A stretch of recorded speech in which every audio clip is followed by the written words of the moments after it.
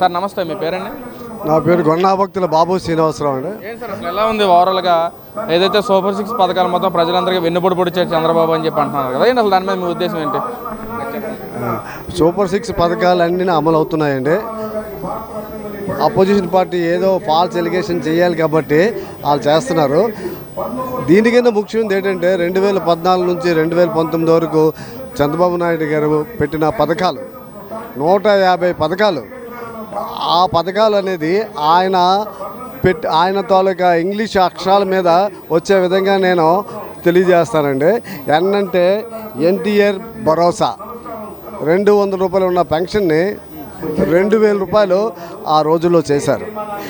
అంటే అమరావతికి రాజధాని కడతామంటే ఆ రోజుల్లో రైతులు 33,000 ఎకరాలు స్వచ్ఛందంగా ఇవ్వడం జరిగింది. అంటే రైస్ కిలో రూపాయికి ఇవ్వడం తెలుగుదేశం పార్టీకి ఆ అదృష్టం దక్కింది.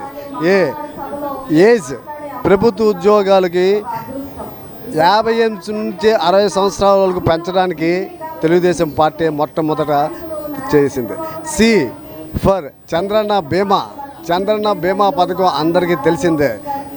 హెచ్ ఫర్ హౌసింగ్ స్కీమ్ అంటే కొన్ని వేల లక్షల ఇల్లు గృహప్రవేశాలు చేయడం జరిగింది.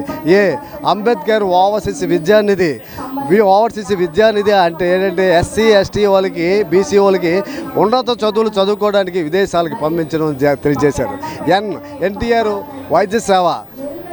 వైద్య సేవ అనేది ఏ విధంగా చేశారనేది అన్నీ ఆఖరికి ఏంటంటే మహిళలకు కిట్లు మెటర్నరీ హాస్పిటల్లో కిట్లు కూడా పంపిణీ చేయడం జరిగింది. సంచార వైద్య సేవ కూడా నెలకొల్పడం జరిగింది. డ్వాక్రా మహిళలు. రైతులు రుణమాఫీ. అరకుని దత్తత తీసుకుని ఎస్టీస్కి అభివృద్ధి చేయడం అయింది. బ్యూటిఫికేషన్ ఆఫ్ ఆంధ్రప్రదేశ్ 24,000 కిలోమీటర్ల సీసీ రోడ్లు ఆ రోజుల్లో వేయడం జరిగింది. ఎయిర్పోర్ట్స్ భోగాపురం ఎయిర్పోర్టు అనేక రకమైన ఎయిర్పోర్ట్లు రావడం అయింది. బాబూస్ ఫస్ట్ విక్టరీ 24/7 24 గంటలకి మనకు విద్యుత్ వచ్చిందంటే అది చంద్రబాబు నాయుడు గారు వల్ల విజన్ వల్ల. ఉర్దూ యూనివర్సిటీ ముస్లిమ్స్కి అభివృద్ధి చేయడానికి పెట్టారు. నదుల అనుసంధానం. ఏ ఫర్ అడిషనల్ గిఫ్ట్లు. ఐ ఫర్ ఇండస్ట్రీ క్రియాకాల్ company. D for development sub plan. U for 100 units free. 2014 నుంచి 2019 వరకు ఈ ప్రవేశపెట్టిన ఈ పథకాలు జనాలు ఏంటంటే మోసం చేసి అమలు చేస్తామని చెప్పేసి ఏవో నవరత్నాలు అమలు చేస్తామని చెప్పి జగన్ పరిపాలన చేశారు. ఆ పరిపాలన అనేది ఎంత దారుణంగా చేశారనేది ప్రజలకు అందరికీ గుర్తుంది.